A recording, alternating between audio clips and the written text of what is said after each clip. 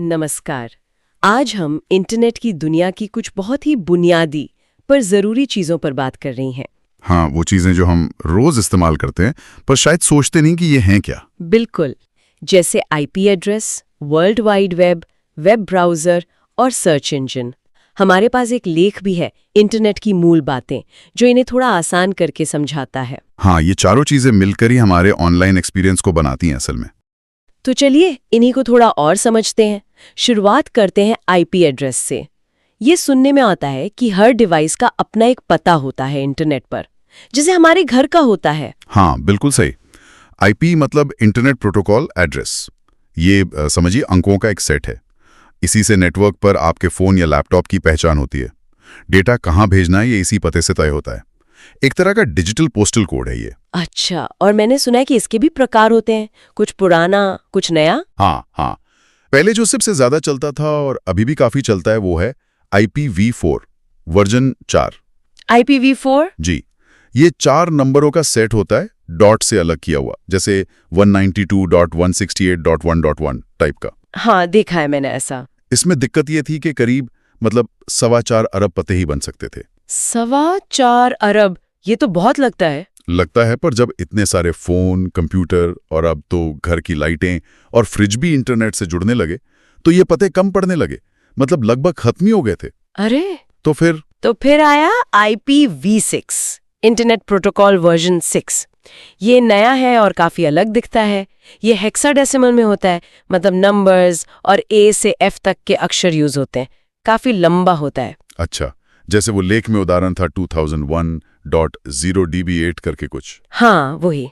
और इसमें पतों की संख्या आप सोच भी नहीं सकती, खरबों खरबों पते। कहते हैं कि पृथ्वी पर रेत के हर कण के लिए कई आईपी एड्रेस बन सकते हैं। क्या बात है, रेत के हर कण के लिए? हाँ, तो पतों की कमी तो अब नहीं होगी।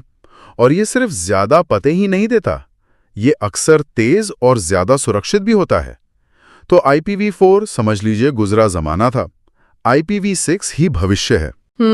ये तो कमाल की बात है। मतलब भविष्य में हर छोटी से छोटी चीज का अपना आईपी एड्रेस हो सकता है। बिल्कुल, यही आइडिया है। अच्छा, चलिए अब आते हैं www पर, वर्ल्ड वाइड वेब। कई लोग सोचते हैं कि इंटरनेट और वेब एक ही चीज है। क्या ये सही है? नहीं, ये एक बहुत आम गलतफहमी है। तकनीकी रूप से ये अलग हैं। अच्छा, कैसे? देखिए, इंटरनेट तो वो पूरा जाल है, मतलब तारों, केबलों, सर्वरों, राउटरों का ग्लोबल नेटवर्क, वो ढांचा है। ठीक है, ढांचा। और वर्ल्ड वाइड वेब या WWW उस ढांचे पर चलने वाली एक सर्विस है। ये आपस में जुड़े हुए वेब पेजों का एक विशाल सिस्टम है, जिसमें टेक्स्ट, इमेज, वीडियो, लिंक्स वगैरह होते हैं, जिन्हें हम ब्राउज़र से देखते हैं। इसे टिम बर्नर्स-ली ने 1989 में बनाया था। ओह, तो इंटरनेट हुआ वो फिजिकल या कहें इंफ्रास्ट्रक्चर वाला पार्ट, और वेब उस पर मौजूद जानकारी, जैसे वेबसाइट्स। एकदम सही। इंटरनेट हाईवे है और वेब उस पर चलने वाली जानकारी की गाड़ियां हैं। ऐसा समझ सकती हैं आप। ये HTTP, HTTPS जैसे प्रोटोकॉल पर काम करता है। समझ गई, ये फर्क जानना जरूरी था। तो अब इन वेब पेजों को देखने के लिए हमें चाहिए वेब ब्राउज़र। बिल्कुल, वेब ब्राउज़र जैसे Google Chrome, Mozilla Firefox, Safari, Edge, ये सब। हाँ, ये तो हम रोज ही इस्तेमाल करते हैं। ये एक तरह से हमारी खिड़की है वेब की दुनिया में झांकने के लिए। हाँ, कह सकते हैं। ब्राउज़र एक सॉफ्टवेयर है जिसका मुख्य काम है वेब सर्वर से कनेक्ट करना। जब आप कोई एड्रेस टाइप करती हैं तो ब्राउज़र पहले उसका IP एड्रेस ढूंढता है, फिर उस सर्वर से जुड़ता है, वेब पेज का सारा कंटेंट मतलब कोड, टेक्स्ट, इमेज वगैरह डाउनलोड करता है और फिर उसे हमारी स्क्रीन पर एक पढ़ने लायक, दिखने लायक पेज की शक्ल में पेश करता है। ये पर्दे के पीछे काफी काम करता है। सही कहा, हम तो बस क्लिक करते हैं और सब सामने आ जाता है। चलिए अब इस चर्चा की आखिरी कड़ी पर आते हैं, search engine. Google, Bing, DuckDuckGo, इनके बिना तो वेब अधूरा है। अधूरा क्या, शायद इस्तेमाल करना ही नामुमकिन सा हो जाता। सोचिए, इतनी सारी जानकारी बिना किसी तरीके के कैसे ढूंढते। हाँ, जैसे एक बहुत बड़ी लाइब्रेरी हो पर कोई कैटलॉग ना हो। बिल्कुल सही उदाहरण है। सर्च इंजन वही कैटलॉग है, बल्कि उससे भी ज्यादा स्मार्ट लाइब्रेरियन है। ये वेब पर जानकारी खोजने में हमारी मदद करता है। और ये करता कैसे है? मतलब जादू की तरह लगता है कभी-कभी तो। हाँ, प्रोसेस काफी जटिल है, पर मोटे तौर पर 3 स्टेप्स होते हैं। पहला है क्रॉलिंग। क्रॉलिंग, जैसे मकड़ी चलती है? हाँ, कुछ वैसा ही। सर्च इंजन के पास स्पाइडर या बॉट नाम के प्रोग्राम होते हैं।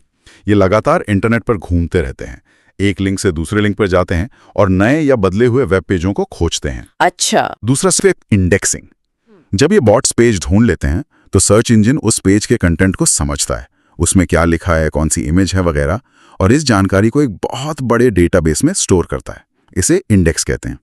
ये हरबों पेजों का एक विशाल डिजिटल कैटलॉग है।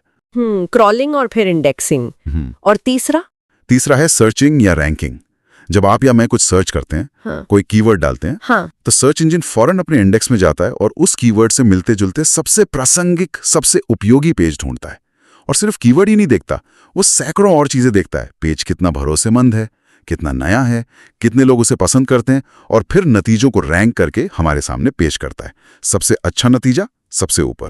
कमाल है, ये सब सेकंडों में हो जाता है। जी हाँ, यही इनकी खासियत है। तो हमने आज इंटरनेट की 4 बहुत ही महत्वपूर्ण चीजें समझी। आईपी एड्रेस, जो डिवाइस का पता है और IPv4 से IPv6 की तरफ बढ़ रहा है, वर्ल्ड वाइड वेब, जो जानकारी का जाल है, वेब ब्राउज़र जिससे हम वेब देखते हैं, और सर्च इंजन जो हमें जानकारी खोजने में मदद करता है। हाँ, ये चारों मिलकर ही वो डिजिटल दुनिया बनाते हैं जिसमें हम आज रहते हैं। सही कहा। और जाते जाते एक सवाल मन में आता है, पूछिए। ये तकनीकें तो लगातार बदल रही हैं। भविष्य में क्या होगा जब IPv6 पूरी तरह लागू हो जाएगा, जब AI सर्च को और बेहतर बना देगा, तो हमारा ऑनलाइन अनुभव कैसा होगा? ये वाकई सोचने वाली बात है। क्या ये हमें और करीब लाएगा या नई तरह की मुश्किलें पैदा करेगा? हर डिवाइस का ऑनलाइन होना, जानकारी का और ज्यादा स्मार्ट तरीके से मिलना, इसका असर हमारी जिंदगी पर कैसा होगा? शायद इसी पर हम अगली बार बात कर सकते हैं। जरूर। ये सोचने के लिए एक अच्छा बिंदु है।